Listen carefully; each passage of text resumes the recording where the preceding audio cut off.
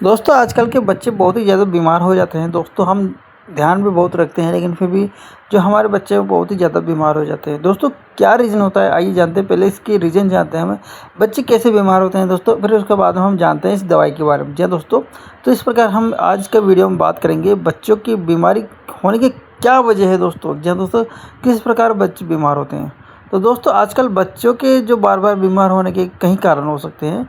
जैसे बच्चा कभी-कभी बीमार पड़ता है क्योंकि उनका शरीर संक्रमणों से लड़ना सीखता है दोस्तों। लेकिन कुछ बच्चे होते हैं जो कई वजह से बीमार हो जाता है। जैसे मुख्य कारण है बदलता मौसम और वायरल संक्रमण। जी हाँ दोस्तों, अगर मौसम बदलते हैं तो सर्दी जुकाम, वायरल बुखार, खांसी, ये कई प्रकार की बीमारियां हो जाती है दोस्तों।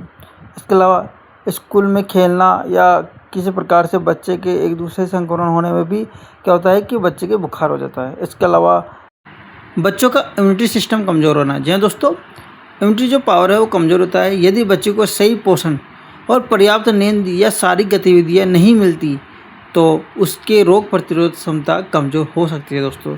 तो इसके लिए हमें क्या है, बच्चों को अच्छे खान पान रखना चाहिए, अच्छा पोषण देना चाहिए और पर्याप्त नींद ज़रूरी होता है दोस्तों।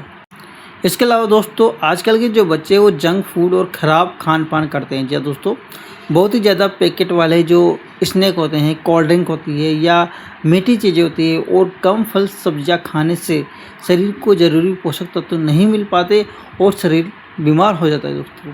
तो ऐसी स्थिति में भी बच्चे होते हैं जो बीमार हो जाते हैं दोस्तों। इसके अलावा आपने देखा होगा कि आजकल के जो बच्चे हैं वो मोबाइल पर बहुत ही ज़्यादा ध्यान देते हैं। इससे उनकी शारीरिक कमजोरी होती है। जी हाँ दोस्तों, मोबाइल और कम शारीरिक गतिविधियाँ बहुत ज़्यादा होता है दोस्तों।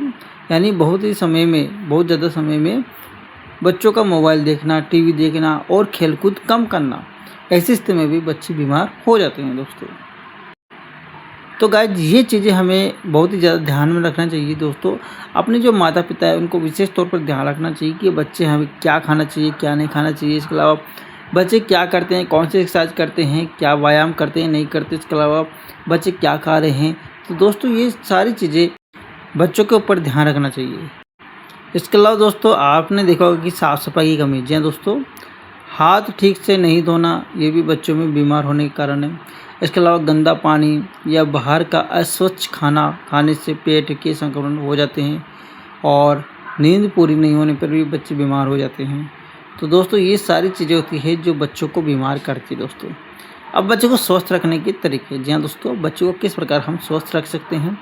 तो घर का खाना खाइए, पौष्टिक आहार दे दोस्तों। इसके अलावा रोज़ फल खाए, हरी सब्जियाँ खाए, पर्याप्त पानी पिए, बाहर खेलने और व्यायाम की आदतें डालिए दोस्तों। हाथ धोने की आदत सिखाए।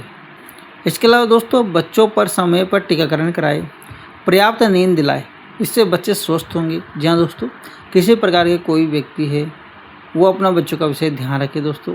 बच्चों का खान पान का ध्यान रखे, बच्चों की पर्याप्त नींद का ध्यान रखे, बच्चे को हमें क्या खिलाना चाहिए, क्या नहीं खिलाना चाहिए। इसके अलावा उसके स्वास्थ्य का बहुत ध्यान रखना चाहिए दोस्तों। अगर बच्चा बहुत ही ज़्यादा बीमार पड़ता है, वज़न कम हो रहा है, सांस लेने में दिक्कत हो रही है या लंबे समय तक बुखार रहता है तो बाल रोग विशेषज्ञ यानी डॉक्टर को दिखाए और बच्चों का जो डॉक्टर उनको दिखाए दोस्तों। तो दोस्तों ये सारी चीज़ें होती है जो बच्चों पर विशेष तौर पर ध्यान रखना चाहिए हमें दोस्तों। ये छोटी छोटी बातें होती है जो अगर हम इनको गलत तरीके से अपनाते हैं तो ये बड़ा विशाल रूप ले लेती है और बच्चों को बीमार कर देती है दोस्तों। तो इस बच्चों का विशेष ध्यान रखिए दोस्तों। तो आज हम बात करेंगे एक ऐसी दवा के बारे में जो बच्चों के लिए होती है और बच्चों के लिए इसका उपयोग किया जाता है दोस्तों। यह दोस्तों बच्चों में किसी प्रकार से अगर कोई भी इन्फेक्शन है, वायरल इन्फेक्शन है या मौसमी वायरल बुखार हो जाता है, तब इस दवा का उपयोग आप कर सकते हो दोस्तों। तो दोस्तों आज हम बात करेंगे CZ फ्लैक्स के बारे में। जी दोस्तों, इस सिरप का उपयोग हम कब करते हैं, क्यों करते हैं, क्या इसके साइड इफ़ेक्ट होते हैं दोस्तों, एंड इसको कब लिया जाता है दोस्तों, ये सारी जानकारी इस वीडियो हम देने वाले हैं। तो प्लीज़ चैनल पर पहले बार आए तो प्लीज़ चैनल को सब्सक्राइब कर लीजिए ताकि हमारा नोटिफिकेशन आपको जल्दी से मिल सके दोस्तों। तो गाइस बात करते हैं सबसे पहले तो इसके साल्ट की। जी दोस्तों, इसमें साल्ट होता है जैसे पैरासीटामोल, पेनिलेफ्रामाइन, क्लोरोफेरिनामाइन, मेटलेट। जी दोस्तों, तो इसमें साल्ट होता है दोस्तों। ये सारी दवाई मिलकर इस दवा को तैयार करती है दोस्तों। तो पैरासीटामोल का जो काम होता है वो बुखार को, दर्द को कम करता है दोस्तों। फेनिलैफ्रामाइन का जो काम होता है वो बंद नाक को खोलने में मदद करता है। इसके अलावा क्लोरफेनिरामाइन मेटलेट, ये किसी प्रकार से हमारे शरीर में एलर्जी होती है, छींक आती है या नाक बंद होती है तो इसको ठीक करता है दोस्तों। तो इन सारी समस्याओं में इस दवा का उपयोग हम करते हैं दोस्तों। जैसे दोस्तों बच्चों में किसी प्रकार से हाथ पैरों में दर्द, बदन दर्द, कमर दर्द या किसी प्रकार से एलर्जी होती है या पानी वाली आँखें हो जाती है, यानी आँखों में बार बार पानी आता है, नाक बहती है, सामान्य सर्दी जुकाम लग जाते हैं, जैसे दोस्तों कोई भी वायरल इन्फेक्शन हो जाता है या मौसम चेंज होता है, जैसे ही मौसम चेंज होता है तो बच्चे बीमार हो जाते हैं, बार बार छींकें आती है, इसके अलावा खांसियाँ चलती है, तो इन सारी समस्याओं में इस दवा का उपयोग आप कर सकते हो दोस्तों। इसके अलावा दोस्तों कई प्रकार से जैसे बच्चों के बुखार हो जाता है, सिर दर्द हो जाता है, शरीर दर्द होता है, नाक बंद हो जाती है, बहती नाक होती है, छींक आना या गले में दर्द होना, एलर्जी के लक्षण, पानी वाली आँखें, सामान्य सर्दी जुकाम, तो इन सारी समस्याओं में इसका उपयोग हम कर सकते हैं दोस्तों। 60 ml की दवा आती है। और अब गाइज बात करते हैं इसके साइड इफ़ेक्ट की। दोस्तों इस सिरप को लेने से कुछ साइड इफ़ेक्ट हो सकते हैं, जैसे किसी प्रकार से घबराहट हो सकती है, बेचैनी हो सकती है, थकान हो सकती है, उल्टी हो सकती है, दस्त लग सकते हैं। जी हाँ दोस्तों, इसके कॉमन साइड इफ़ेक्ट होते हैं। अगर ऐसी कोई भी समस्या है तो आप तुरंत डॉक्टर पर जाकर उनसे मिल सकते हैं और ये दवा आपको डॉक्टर की सलाह से लेना है, बिना सलाह से दवा न ले। आपको आसानी से हर मेडिकल स्टोर पर दवा मिल जाएगी दोस्तों। कंपोजिशन की बात करें तो 5 ml कॉन्टेंट होता है इसमें, जैसे पैरासीटामोल 250 mg होता है, फेनिलैफ्रामाइन हाइड्रोक्लोराइड इसमें 5 mg होता है और क्लोरोफेनिरामाइन मेटलेट इसमें 2 mg होता है। तो दोस्तों ये सारे कॉन्टेंट इसमें होते हैं और किसी प्रकार से इसको ठंडे स्थान पर रखना चाहिए। जहाँ दोस्तों ऐसी स्थिति पे नहीं रखना चाहिए ताकि वहाँ पर गर्म हवाएं चले या वहाँ पर धूप लगे, तो ऐसी स्थिति में इस दवा को नहीं रखना चाहिए दोस्तों, ठंडे इलाके में इसको रखना चाहिए दोस्तों। अब दोस्तों बात करते हैं इस दवा को कब लेना है और कैसे लेना है। जहाँ दोस्तों बच्चों को किस प्रकार ये दवा दी जाती है दोस्तों। तो दोस्तों इससे बच्चों को जैसे आप 5-5 ml दे सकते हैं। जहाँ दोस्तों बच्चों को 3 बार दे सकते हैं, सुबह, शाम और रात को सोते टाइम। जी हाँ दोस्तों 5 ml बच्चों को देना होता है।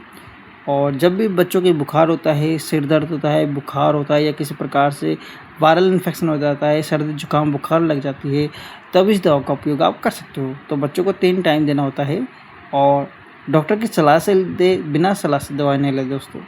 इसके अलावा किसी प्रकार से बच्चों के सर्दी जुकाम बुखार में या किसी प्रकार से नाक बहने में इस दवा का उपयोग आप कर सकते हो दोस्तों। अब दोस्तों बात करते हैं इसके MRP की। जहाँ दोस्तों मार्केट में इसकी क्या प्राइस होती है। तो दोस्तों MRP की बात करें तो ये आपको 80 रुपये में मिल जाएगी दोस्तों। जहाँ दोस्तों रेट की अवधि चेंज हो सकती है क्योंकि समय के अनुसार रेट चेंज होती रहती है, तो ये आपको डॉक्टर की सलाह से लेना है और आपको कोई से भी मेडिकल स्टोर पे मिल जाएगी दोस्तों। तो गाइज आपको हमारी बताई हुई जानकारी कैसी लगी हमें कमेंट करके बताइए और उम्मीद करता हूँ आपका ये वीडियो अच्छा लगा होगा। तो प्लीज़ आप हमारे चैनल को सब्सक्राइब कीजिए, लाइक कीजिए और ऐसे प्यार देते रहिए दोस्तों। मिलते हैं अगले वीडियो में, तब तक के लिए स्वस्थ रहिए, मस्त रहिए और अपनी सेहत का ध्यान रखिए दोस्तों। जय हिंद।